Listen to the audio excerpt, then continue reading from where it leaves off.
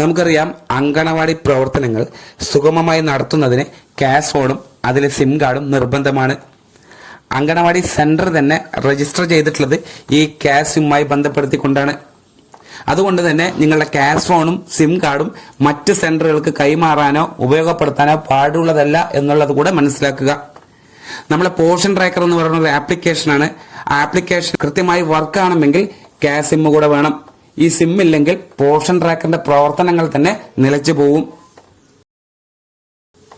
നമുക്കറിയാലോ, ക്യാഷ് ഫോണിലെ പ്രവർത്തനങ്ങൾ തുടരണമെങ്കിൽ അതിൽ യൂസർ നെയിമും പാസ്വേഡും അഥവാ എംപിൻ കൂടെ നമ്മൾ എൻ്റർ ചെയ്യേണ്ടതുണ്ട്.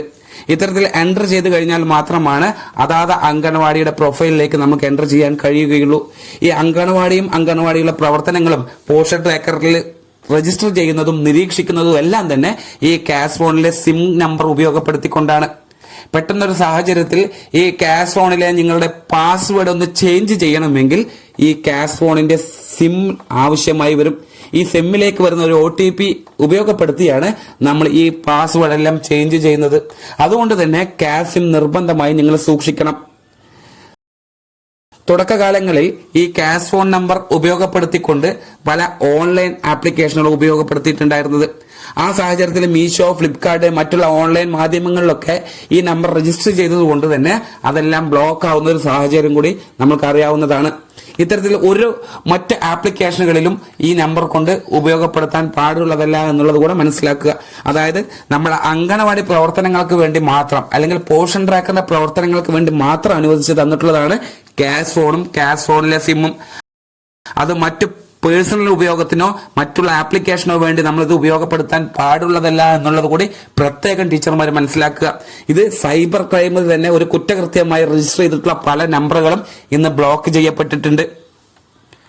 അപ്പൊ ഇത്തരം സാഹചര്യങ്ങളിലേക്ക് അറിയാതെ തന്നെ ചെയ്തു പോകരുത് എന്നുള്ളത് കൂടെ ഓർമ്മപ്പെടുത്തുകയാണ്. നമ്മളെ ടീച്ചേഴ്സിന് അനുവദിച്ചു തന്നിട്ടുള്ള ക്യാഷ് ഫോണും അതിലെ സിമ്മും അതിന്റെ പൂർണ്ണ ഉത്തരവാദിത്തം ആ ബന്ധപ്പെട്ട സെന്ററിലെ ടീച്ചർമാർക്കായിരിക്കും.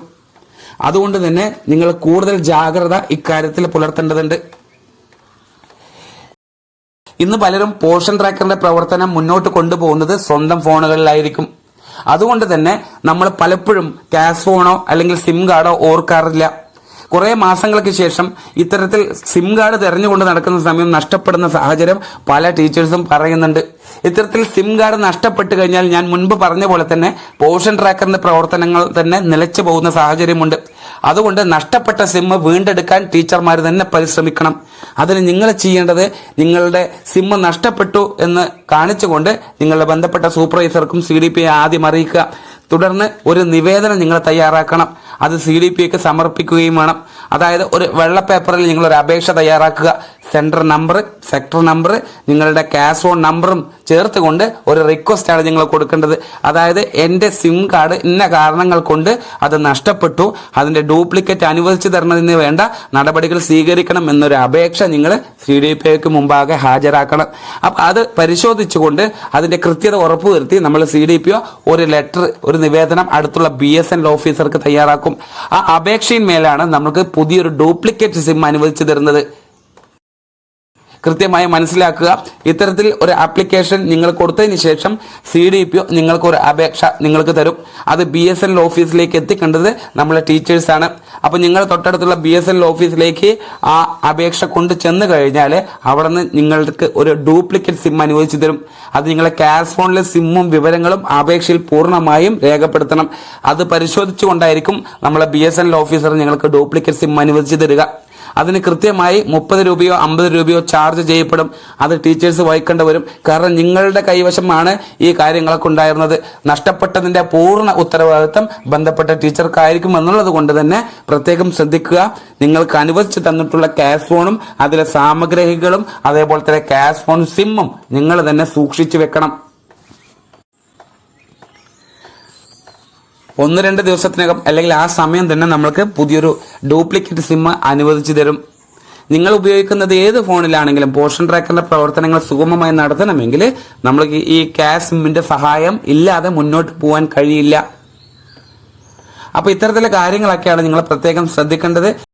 ക്യാഷ് ഫോൺ നഷ്ടപ്പെട്ടവരും ഇല്ലാത്തവരും നിർബന്ധമായിട്ടും ഇത്തരം രീതിയിൽ നിങ്ങൾ ക്യാഷ് സിമ്മിന്റെ വിവരങ്ങളൊക്കെ അന്വേഷിച്ച് കൃത്യമായി രേഖപ്പെടുത്തി അപേക്ഷകൾ തയ്യാറാക്കി നിങ്ങൾ ആ ബന്ധപ്പെട്ട ഓഫീസറിലേക്ക് എത്തി അതിന്റെ ഡ്യൂപ്ലിക്കേറ്റ് സിം നിങ്ങൾ കൈപ്പറ്റാൻ പ്രത്യേകം ശ്രമിക്കുക. പല കാര്യങ്ങളിലും നമുക്ക് ക്യാഷ് ഫോണും ക്യാഷ് സിമ്മും വേണ്ടി വരും. ഇന്ന് ക്യാഷ് ഫോൺ ഇല്ലാത്ത പ്രവർത്തനങ്ങൾ അംഗനവാടിയിൽ ഇല്ല എന്നുള്ളത് കൂടെ നിങ്ങൾക്ക് അറിയാവുന്നതാണ്. അതുകൊണ്ട് തന്നെ ക്യാഷ് ഫോണും സിമ്മും പ്രത്യേകം തന്നെ നിങ്ങൾ സൂക്ഷിച്ചു വെക്കുക.